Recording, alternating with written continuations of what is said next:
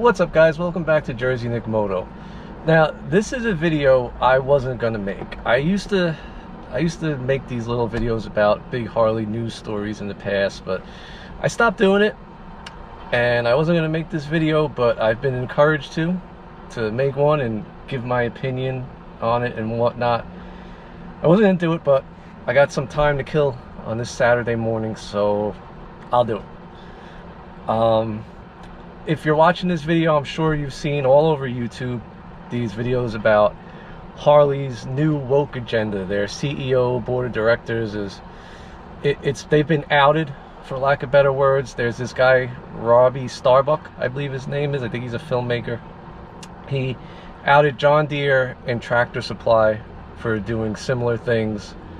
Both John Deere and Tractor Supply, after this came out, they backtracked a little bit.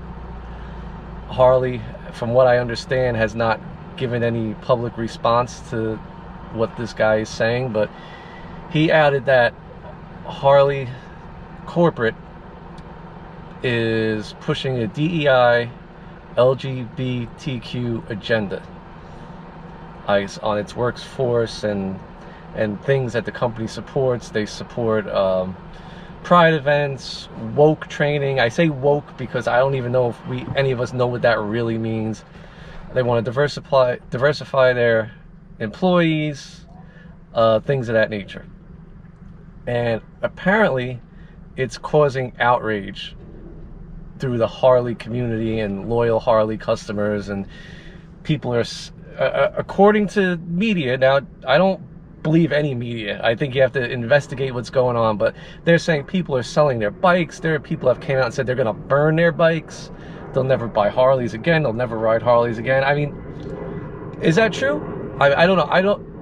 None of my friends are getting rid of their bikes because of this. Most of my friends have never heard of this because they're probably not, going through YouTube. And there are other news articles. This is the legit story. This did happen. And I know no one that is going to burn their bike. Apparently, there's supposed to be big boycotts of the Harley booth at Sturgis. I mean, maybe that happened. I don't know. I wasn't at Sturgis. I follow a bunch of people on Instagram. I went to Sturgis. They just looked like they were having a good time. They had nothing up that was anti-Harley.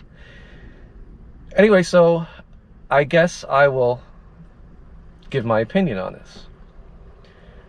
Now, am I shocked and outraged? Well, I'm definitely not shocked, and I'll tell you why. I'm a blue-collar guy. I work for a pretty big beverage company. I'm a teamster for the last 17 years. I unload rail cars. They've been pushing this stuff on us for at least the last 10, 15 years. We've had to have the diversity and inclusion training, the sensitivity, and they ignore the background noises. That's the mall cop system. I'm in the hood here. They come on every now and then to tell you you're under surveillance. They pushed a quote-unquote woke agenda on us for years with the training we had to do. Pride Month, they fly the rainbow flag on top of the warehouse. Now, do I agree with that stuff? No. Do most of my coworkers agree with that stuff? No. Were we outraged? I mean, it ticked a few people off, but when shit comes to shit, we needed a job. So we did it. Mandatory training is either you do it or you don't work there anymore. And, for lack of better words, you got to allocate your fucks. You only got so many fucks to give. To me, it's more important to worry about putting food on the table and keeping your job rather than calling for a boycott. Now, would I have ran around telling people, well, this is what they're doing to us and we should boycott this certain beverage? Well, no, then I'm out of a job. And what I feel for now too is if this does really, really affect Harley in a negative way where people do start boycotting and stuff, I'm sure there are a lot of people working in the Harley plants building these bikes that put a lot of pride into their work, and they're a lot of hard workers. They're just trying to support their families. And the stupid shit that corporate does, like the CEO and the board of directors, the stupid shit they do like this, it comes down on a little guy. Because for the most part, rich people are always going to be rich. Rich people also live in this la-la land and believe that this shit is good.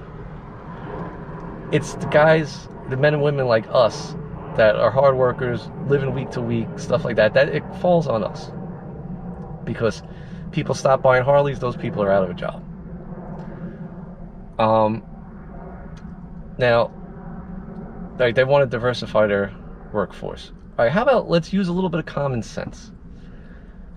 Why don't you hire the people that are qualified or willing to learn or have good work ethic and will show up for work, regardless of what color they are?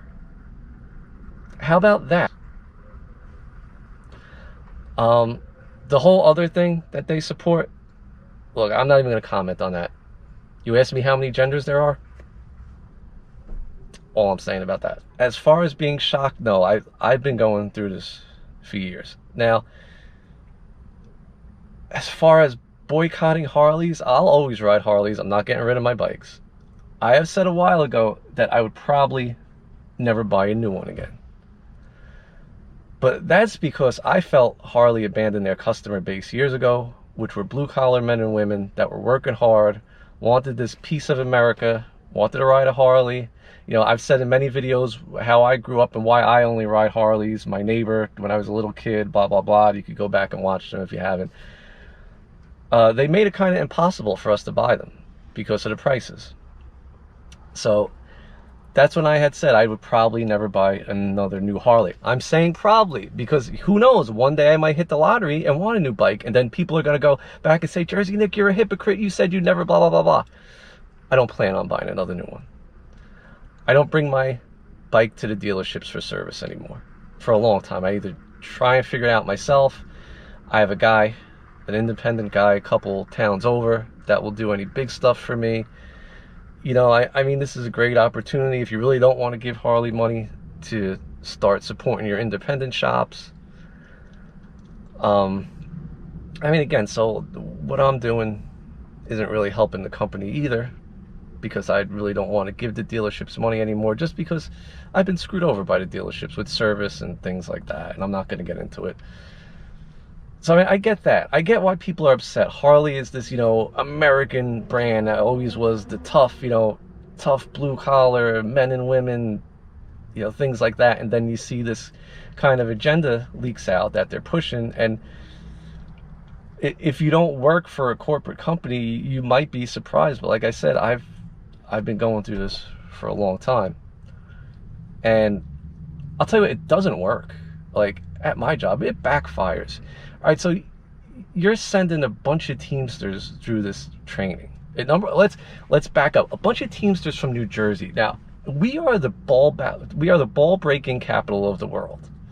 All that training did was give us more ammunition to make fun of each other. That's all it did. Didn't work. Didn't make us more sensitive or, you know, more cognizant of this or that. Come on. If they wanted training to help in an environment that I work in, they should have sent us to boot camp so you can man up and deal with it. I know, you can't say man up anymore. Toxic masculinity. So, am I really shocked or upset about this? No. I'm going to keep riding my bikes. Like I said, do I agree with this whole agenda? No. No. Listen, I'm a product of the 70s. I was born 1978. I grew up in the late 80s, early 90s. I'm at the cusp of being that grouchy old man that doesn't agree with anything that's going on today. That's just sitting here watching this country crash and burn. You know what I'm worried about? I'm trying to put food on my table with the ridiculous inflation. I'm trying to save enough money to go move to a better place. I worry about things like that every day. I worry about making sure my bills are paid every day. Something like this, it's not going to change me. I got my 2 bikes I'm going to keep. I'm going to ride the shit out of them. That's how I feel about it. I'm sure people are going to watch this and say, well, no, we all need to stand together. Just like people tell me when I bag on New Jersey and say, well, I'm going to eventually leave. No, you should stay and stand and fight. With who? If you really want to fight for, you know who's usually left? Nobody wants to do it.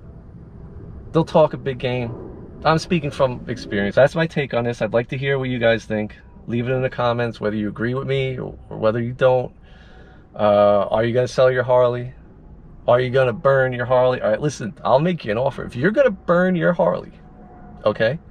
Now just think about that. That could be dangerous. You could set yourself on fire. This is what you do. Before you burn it, email me at jerseynickmoto@gmail.com. Let me know what kind of bike you got. I'll pay for the shipping. You could ship it to me. You'll never have to see that bike again. And you don't have to go through the danger of maybe setting yourself on fire when you burn it. Especially if you have a 1978 Shovelhead or a 90s Softail. I'll take that sucker right off your hands. You'll never have to see it again. Alright guys, thanks for watching Jersey Nick Moto. The next video will be a little more entertaining. We'll ride motorcycles and stuff like that. I'm in the middle of editing another one now. I'm just going to throw this out today because, like I said, I'm late to the party, but people have asked me to do it, so I did it. Alright, thanks for watching Jersey Nick Moto.